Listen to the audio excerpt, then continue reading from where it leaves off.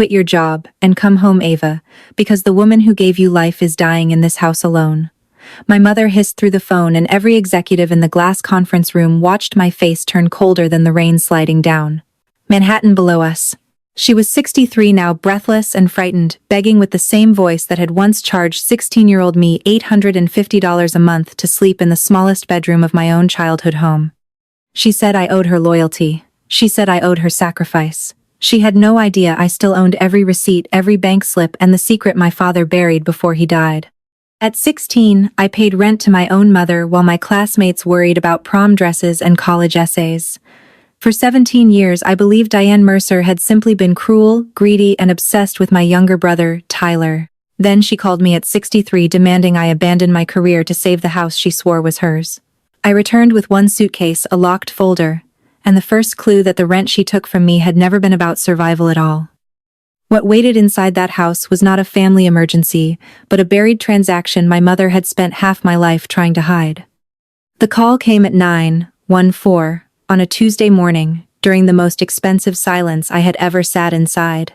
I was leading a crisis meeting for a manufacturing client whose accounts had been quietly bleeding money for years, and 12 men twice my age were waiting for me to explain where $8 million had vanished. My phone was face down beside my laptop, set to silent, because nothing in my personal life was supposed to interrupt a room like that. Then the screen lit up with a name I had not answered in almost 3 years. Mom. The word looked harmless, almost tender. It felt like a hand closing around my throat. I let it ring once, twice. The chief financial officer across from me frowned, but I did not apologize. Nobody in that room knew that the woman calling me had taught me to sleep with my shoes on because eviction threats arrived before breakfast. Nobody knew that every dollar I earned before 18 had gone into her palm, while my little brother played video games under a new flat-screen television. The phone stopped, then immediately rang again. A message appeared before the second call ended. "Pick up, Ava. Your mother needs you." I stared at those 6 words and felt 16 again, standing in a grocery uniform with rainwater in my socks. I excused myself with a calmness that cost me everything. In the hallway outside the conference room, glass walls reflected a woman in a charcoal suit, hair pinned perfectly, expression unreadable. I had built that face over years. It was the face clients trusted when their companies were collapsing. It was the face judges respected when I walked into bankruptcy hearings as a forensic restructuring consultant. It was the face my mother never believed I could own. I answered without saying hello. Diane did not ask how I was. She did not ask if I was busy. She coughed twice, then snapped. "You need to come home this week and figure out what you're going to do about me." For 1 second, all I heard was the hum of the city sealed behind glass. "What happened?" I asked, because old training is hard to kill.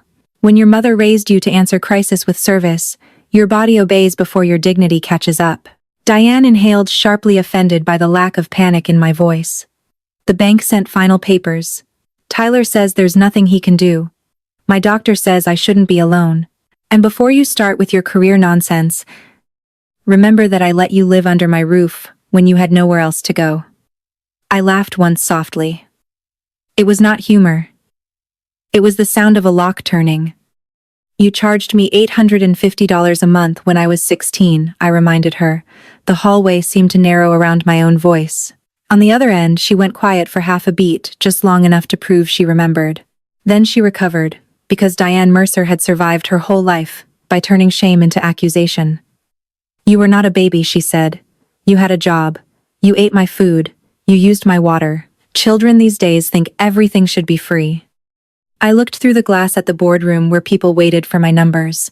My mother was still trying to audit my childhood and make me the debtor. I had been 16 for exactly 9 days when she placed the first rental agreement on the kitchen table. My father had died that spring after a short illness that left the house smelling like antiseptic and burnt coffee. I thought grief would make us softer with each other, at least for a while. Instead, Diane became sharp enough to cut the air. She wore black to the funeral and red lipstick to the lawyer's office. 2 weeks later, she told me the mortgage was drowning her. The utilities were climbing, and if I wanted to keep sleeping in my room, I would need to contribute like an adult. The number was 850. I remember staring at the paper while Tyler, 12 years old and golden as a saint in her eyes, poured cereal behind me. "I'm a minor," I whispered. Diane tapped the agreement with one manicured nail. Then act mature enough not to become homeless. She said it without raising her voice, which made it worse. My father's coffee mug was still on the counter. His jacket still hung by the back door.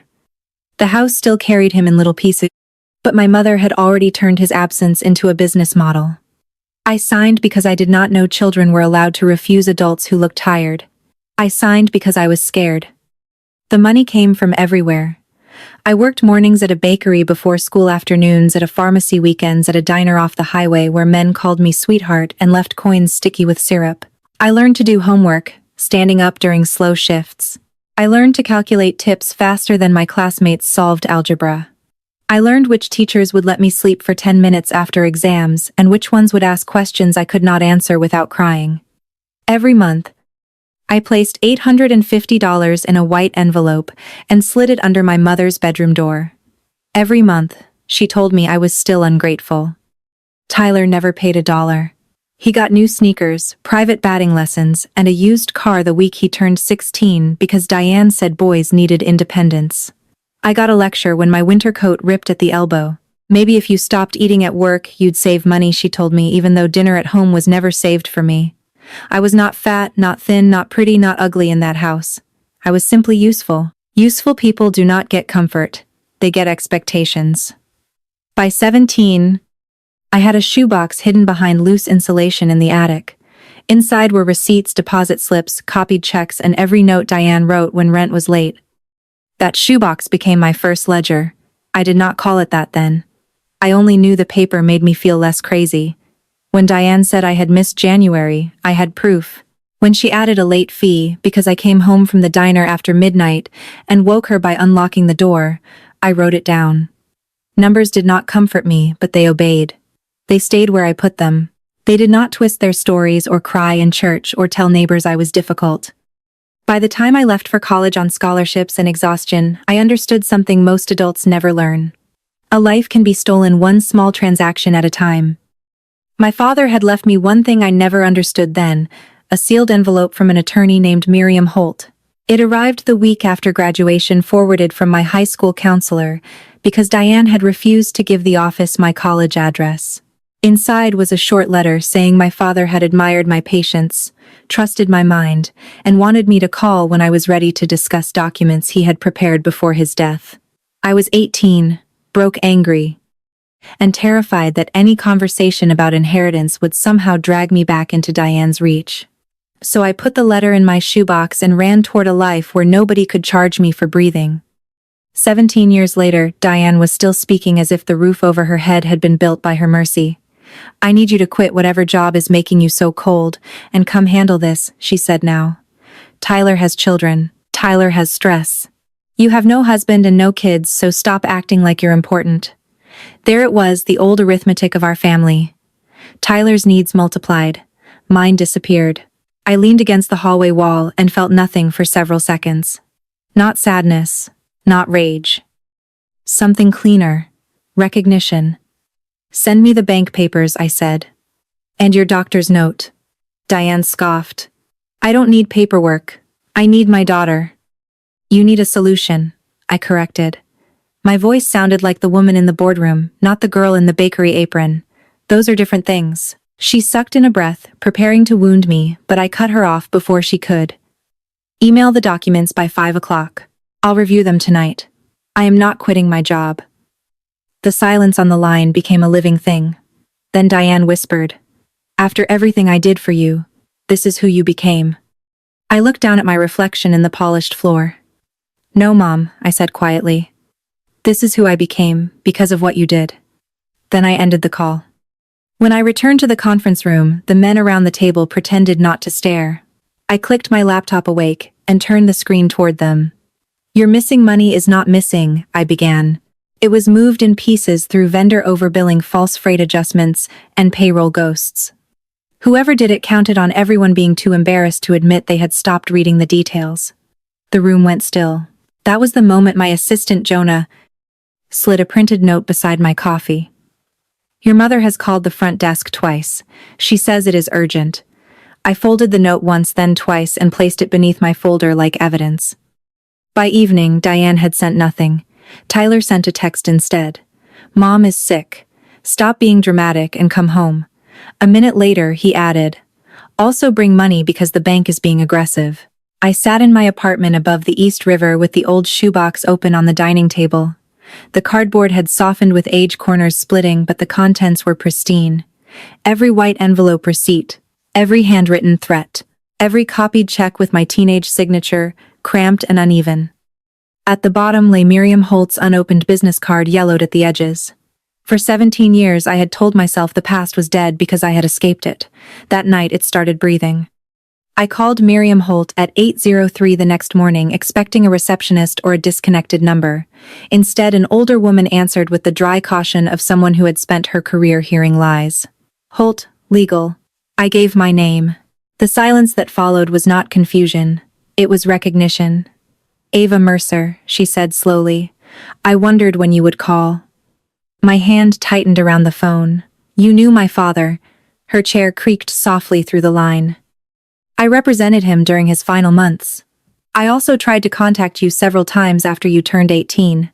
Your mother told me you wanted nothing from him and had instructed me never to call again. The apartment tilted around me. Diane had not merely taken money. She had stood between me and my father's last act of care, then called herself abandoned when I left. Miriam continued gently, but every word landed like a hammer wrapped in silk. My father had known his illness would leave me vulnerable. He had placed the house in a family trust with Diane allowed to live there only as guardian until I turned 25 unless I chose otherwise. There had been an education fund. Modest, but real. There had been instructions that I was never to be charged rent. Miriam paused before the final cut. Ava, legally speaking, that house has been yours for 12 years. I did not cry. Shock can freeze tears inside the body until they become something harder. I stared at the shoebox at the rent receipts lined like little gravestones across my table. My mother says the bank is taking the house, I whispered. Miriam exhaled. Then she has borrowed against something she had no authority to encumber, or someone forged documents claiming authority. I need to see whatever papers she has. I almost laughed. Diane had refused to send them because she knew documents were dangerous. Stories bend, documents do not. I'm flying home tomorrow, I said. Miriam's voice sharpened. Do not sign anything. Do not agree to care obligations verbally. Bring every receipt you kept. Before dawn, I packed 3 suits, the shoebox, my father's letter, and no forgiveness. On the plane to Ohio, clouds pressed white against the windows while my mind replayed the kitchen table from 17 years earlier. I wondered whether Diane had known the whole truth when she charged me rent, or whether greed had taught her not to ask questions. Then I remembered the attorney's calls. She blocked the college address, she hid the way she always flinched when my father's name entered a room. She had known enough. That was the first secret, but I could feel another waiting beneath it, colder and wider. Who had helped her borrow against a house that was not hers? The town looked smaller than my memory and crueler in daylight. The bakery where I had worked was now a phone repair shop.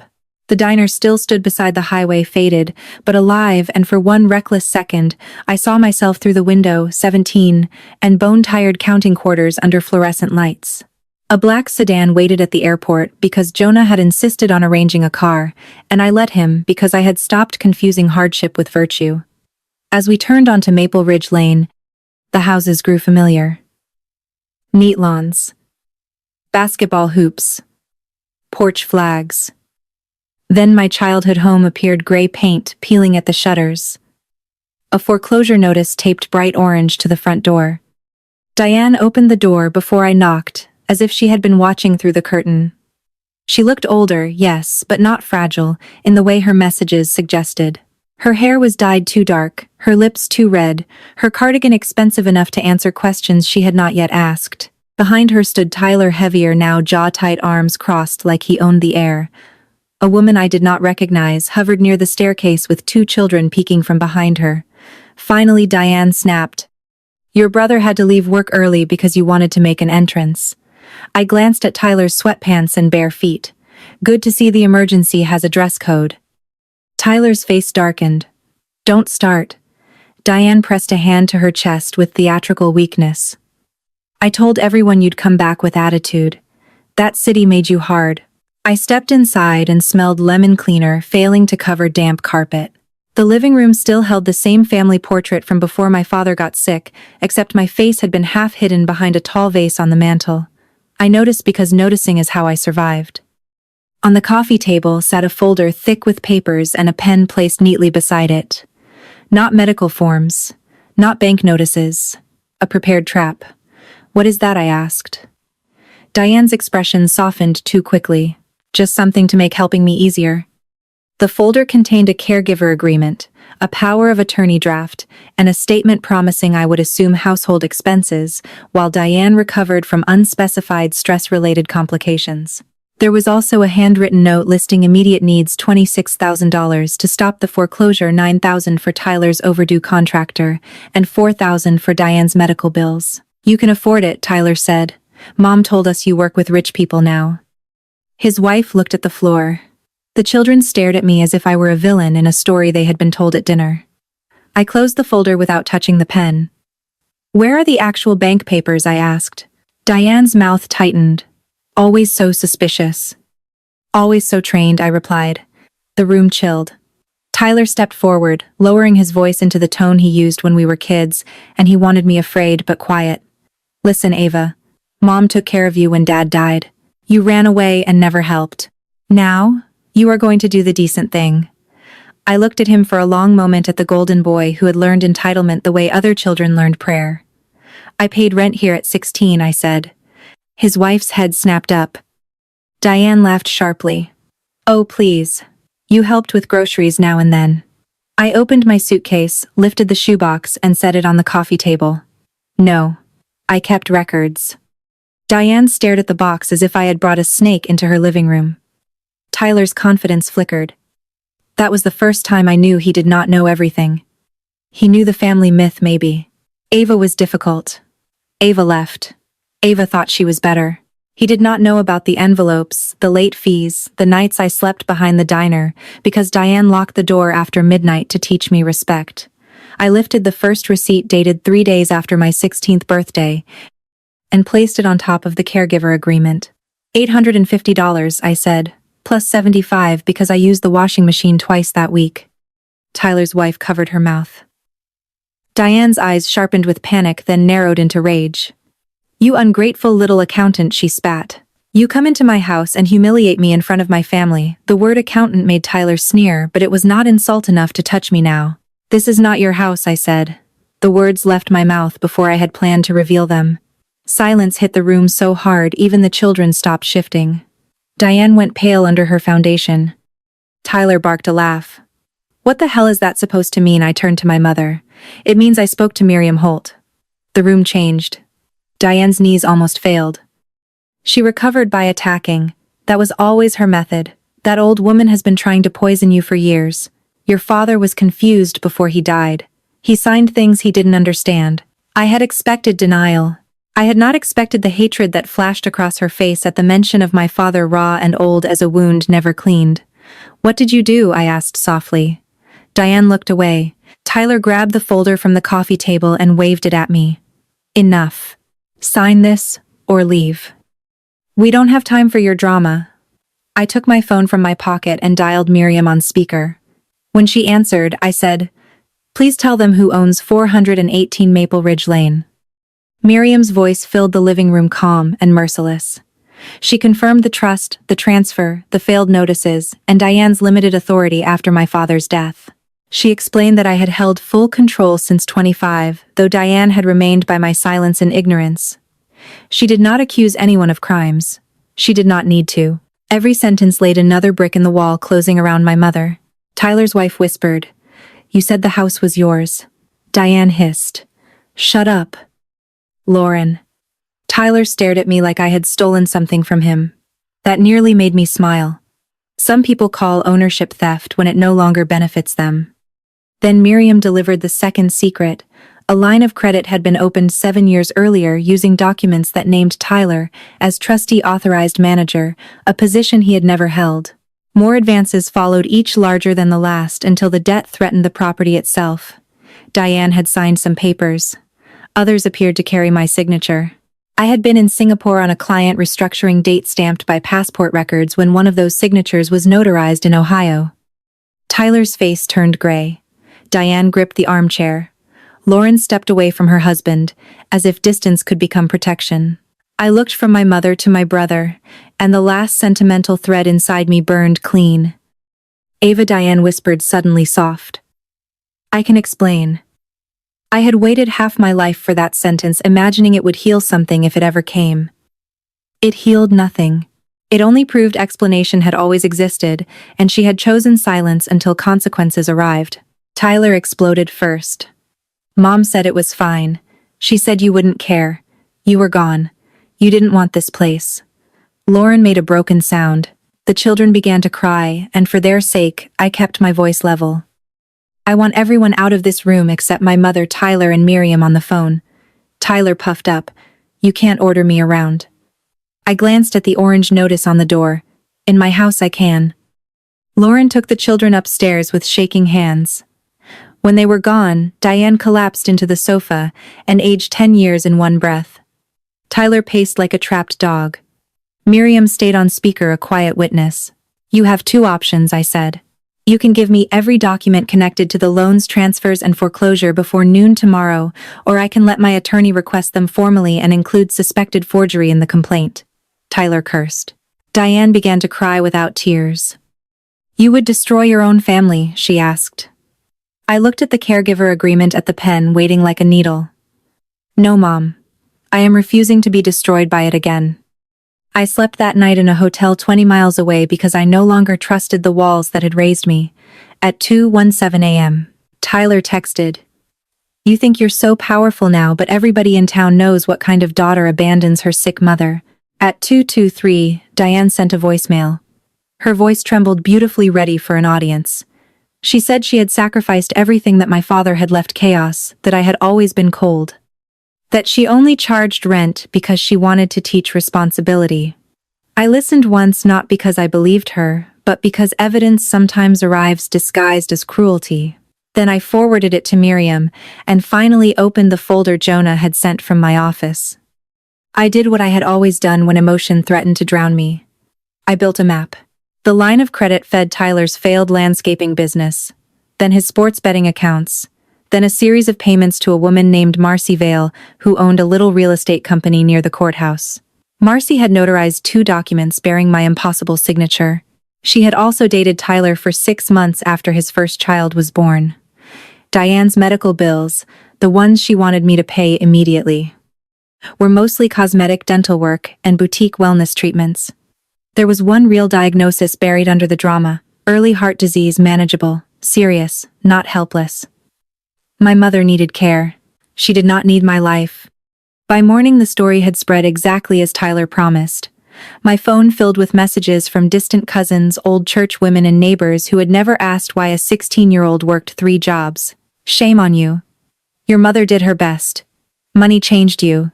I read them over coffee, then deleted each one without replying. At 10, I walked into Holt Legal with my shoebox and my laptop. Miriam was smaller than I expected, silver-haired and sharp-eyed, wearing a navy suit that looked older than some associates but more honest than most judges. She touched my father's letter with surprising tenderness. He worried Diane would use guilt as a weapon, she said. He underestimated how well she could aim. For 3 hours, we reconstructed my childhood in numbers. $850 a month for 23 months, late fees, forced grocery contributions. The winter coat I bought with diner tips after Diane said warmth was not her emergency. The college fund that had existed while I worked until my hands cracked. Miriam did not promise revenge. Good attorneys rarely speak in thunder. She promised documentation, leverage, and choices. That was better. Near noon, Tyler arrived with a banker's box, and the expression of a man who had discovered fear did not make him sympathetic. Diane followed him, sunglasses covering her eyes indoors. Behind them came Marcy Vale, pretending she was there by coincidence. Marcy smiled too brightly when introduced, then stopped smiling when Miriam asked for her notary log. I'm not comfortable being interrogated, she said. Miriam nodded. Then you will be more comfortable responding to a subpoena. The word changed the temperature. Tyler dropped the banker's box on the conference table. There, papers. Fix the foreclosure and stop making threats. I opened the first folder. Half the documents were copies. 3 pages were missing. 2 signatures were mine in shape, but not pressure loops, copied by someone who had traced rather than written. I slid one toward Tyler. "You spelled my middle name wrong." He blinked. It was small. It was enough. His whole face betrayed him. Diane whispered, "Tyler, what did you do?" The performance was flawless except for one problem. She had signed the earliest loan herself. "I placed that document beside the forged one. He learned from you," I said. She flinched as if slapped. Marcy stood abruptly, chair scraping. "I need to make a call." Miriam's assistant quietly blocked the doorway and handed her a written notice preserving records. Nobody touched anyone. Nobody raised a hand. Still, Marcy sat back down. It amazed me how often power looked like paperwork held by a calm woman. Tyler began blaming the business, the economy. Lauren's spending our father for dying, me for leaving. He blamed everyone except the hands that signed what was not his. Then Diane turned to me with the face she used when bills were due and neighbors were watching. "Ava, please. I am your mother. I made mistakes, but I am sick, and Tyler has children. You can save us without ruining anyone, pay the arrears, take over the house. Come stay for a year while we sort it out. You can do your computer job from anywhere." There it was, the request beneath every accusation. Quit your life, shrink back down. Become the girl who paid rent for love and called it duty. I looked at her hands trembling slightly around a tissue. For the first time I noticed they looked like mine. That almost broke me. Almost. I asked Miriam for 5 minutes alone with my mother. Tyler objected, but Miriam sent him into the hallway with a look that could have cut wire. When the door closed, Diane removed her sunglasses. Her eyes were red, whether from crying or lack of sleep I could not tell. "You hated me," I said. The words surprised us both. She stared at the table. "I resented you," she admitted, too tired to polish it. "Your father trusted you, even when you were a child. He looked at you like you understood him. He left things for you. He left me instructions." Her mouth twisted. I was his wife, but in those papers I felt like a temporary employee. The confession landed strangely. It was ugly, but it was finally real. Diane had not been a desperate widow making impossible choices. She had been a wounded woman punishing a child for being loved by the man she lost. "So you charged me rent?" I asked. She looked at me then, and something cruel survived, even inside her fear. "I wanted you to know life was not free." My laugh was quiet and empty. "No, Mom. You wanted me to pay for being chosen by Dad." She did not deny it. That silence hurt worse than shouting. It closed the door on every fantasy version of her I had secretly kept in storage. When Tyler returned, I had already decided. "Here is what will happen," I said. "I will stop the immediate foreclosure, not for you, but to preserve my asset and protect the children from being thrown out this week. I will not pay Tyler's business debt. I will not assume Diane's personal bills. I will not sign a caregiver agreement. I will hire an independent property manager to inspect the house. Lauren and the children may remain temporarily under a written occupancy plan if she chooses separation from the financial mess. Tyler must leave by Friday." Tyler lunged verbally, not physically, but his fury filled the room. "You can't kick me out of my father's house." I met his eyes. "Watch me." Diane stared at me as if I had become something monstrous. "And me," she whispered. That was the question everyone had been waiting for, including the younger version of me still hiding inside my ribs. I wanted to say, "You can sleep behind the diner." I wanted to say, $850 a month, plus late fees. I wanted revenge so sharp it glittered. Instead, I chose something colder and more permanent. "You will move into a senior apartment that matches your income. I will pay the first 3 months directly to the facility, not to you. You will receive help arranging medical appointments. I will not live with you. I will not quit my job." The room erupted. Tyler called me evil. Diane called me unnatural. Marcy asked whether she needed her own lawyer. Miriam answered yes before anyone else could.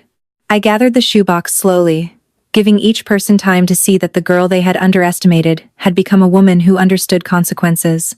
"You all mistook my silence for weakness," I said. "It was record-keeping." That line finally broke Tyler. He sank into a chair and covered his face.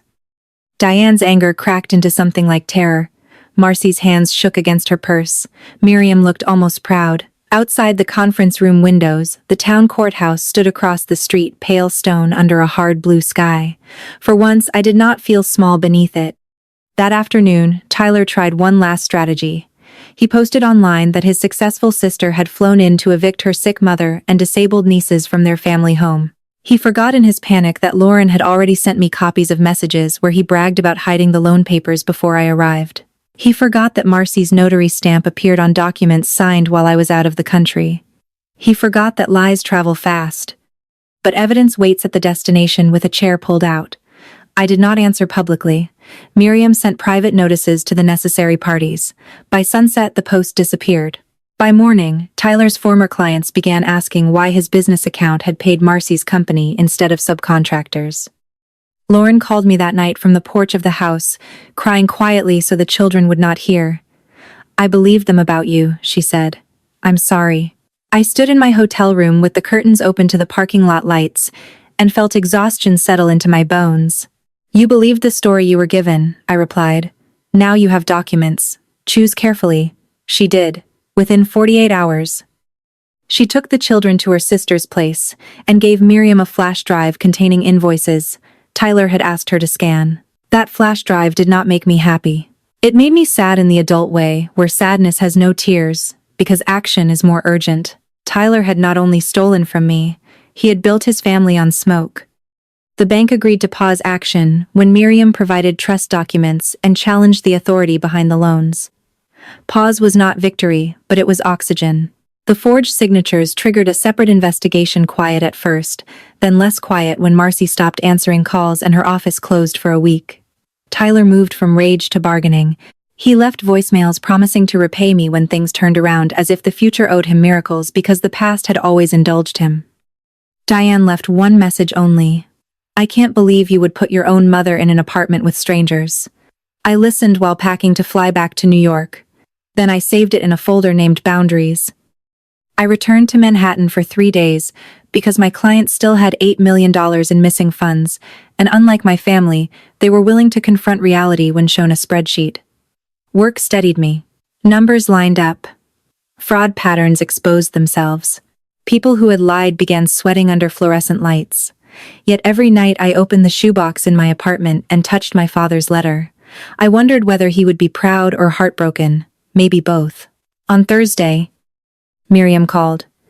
"Your mother is refusing the apartment unless you personally come take her there," she said. I closed my eyes. Of course she is. Miriam waited. "You don't have to." I looked at the skyline. "I know. I'm going anyway." Diane was sitting on the front steps when I arrived, surrounded by 3 suitcases and decades of resentment. The house behind her looked tired, not grand, not sacred, just wood and debt and peeling paint. For so long I had imagined it as a monster with windows. Now it was only a structure people had used badly. Diane did not greet me. She stared at the lawn and said, "Your father planted that maple when you were born." I stood beside her. "I know." She swallowed. "He never planted anything for Tyler." There it was again, the old wound still demanding payment. This time I did not offer myself as currency. "Tyler was a child," I said. So was I. The senior apartment was clean, modest, and sunlit, with a small balcony overlooking a courtyard where 2 women argued cheerfully over tomato plants. Diane looked around as if I had delivered her to prison. "You expect me to live here?" she asked. "I expect you to live within reality," I answered. The manager explained meals, transportation, medical coordination, and visiting hours. Diane barely listened. She waited until we were alone, then grabbed my wrist with surprising strength. "Please." "Ava. I am scared." Those words finally sounded like begging, not strategy. I looked at her hand on mine and remembered being 16 sliding rent under her door with fingers cracked from dishwater. "I was scared too," I said. Her grip loosened. For a moment neither of us moved. The room smelled of fresh paint and old carpet, and sunlight fell across the bare mattress like a verdict. "I don't know how to be alone," Diane whispered. It was the closest she had ever come to honesty without using it as a hook. Something inside me ached, not enough to surrender, enough to remain human. "Then learn," I said gently. "I will not abandon you medically. I will not let you starve." But I will not become the daughter you can punish whenever your life feels unfair. She cried then silently at first, then with the ugly breathless grief of someone discovering consequences had outlived performance. I left her with groceries, a written care plan, phone numbers printed in large font and no cash. That last part made her stare. "You still don't trust me," she said. "Correct," I replied. The honesty stunned her more than cruelty would have. At the door she said my name in a voice so small I almost turned soft. Almost. "What do you want from me?" she asked. I thought about apologies, repayment, confession, the impossible dream of a mother who could rewind time and open the door before midnight. "Nothing today," I said. "Someday maybe the truth without excuses." Then I walked out before my compassion could be used as a leash. Months passed. The house was repaired, cleaned, and rented to a young teacher with 2 children who treated the maple tree like a miracle. Lauren filed for divorce, found part-time bookkeeping work through a referral I gave without announcing it, and began rebuilding in a way that reminded me of myself before bitterness could take root. Tyler faced charges connected to forged documents and financial misconduct. He left me one voicemail from an unknown number sobbing that prison would ruin him. I deleted it after forwarding it to Miriam. Marcy lost her commission license while the investigation widened. The town that had called me heartless grew very quiet once court filings replaced gossip. Silence, I learned, could be an apology from cowards. Diane adjusted badly, then unevenly, then a little better. She complained about the food, the neighbors, the thermostat, the indignity of scheduled rides, but she went to her appointments. She took her medication. She joined a card group after pretending she had been forced. Once she mailed me a check for $40, with a note that read, "For what I can pay back this month." I stared at it for a long time. The amount was almost insulting compared to what she had taken. Yet the handwriting trembled with effort. I did not cash it. I placed it in the shoebox not as repayment but as proof that even people who break you can sometimes understand the shape of the crack. On my 38th birthday, a small package arrived at my office. Inside was my father's coffee mug wrapped in old newspaper, the one that had sat on the counter the day I signed Diane's rental agreement. There was a note from my mother. "I kept this because I was angry he left it where you could see it. I should have given it to you years ago. I am not good at sorry. This is one." I read the note twice. Then I took the mug to the office kitchen, washed it carefully, and filled it with terrible coffee, because some rituals deserve imperfection. I did not forgive her that day. But I stopped needing hatred to keep myself upright. People ask when they hear pieces of the story whether I helped my mother after all. They expect a clean answer, either saint or monster, daughter or judge. Real life is less obedient. I helped her get safe housing, medical care, and a budget she could not manipulate. I protected my father's house, Lauren's children, and the little girl I used to be. I did not pay Tyler's debts. I did not erase forged signatures. I did not quit my career, my city, my peace, or my future. The woman who charged me $850 a month at 16 begged for my help at 63. So I helped exactly as much as truth allowed. And then I quit. Not my job. Not my life. Not the hard-earned identity I had built from bakery mornings, diner nights, scholarship essays, and every receipt hidden in a shoebox. I quit auditioning for my mother's love. I quit mistaking guilt for duty. I quit making myself smaller so selfish people could feel generous while taking everything. The last time Diane called me crying, I answered, listened, and said, "Call the care coordinator, Mom. That is what she is there for." Then I returned to my meeting, opened my laptop and followed the numbers until another hidden theft came to light. Some daughters come home to save the house. I came home to save myself.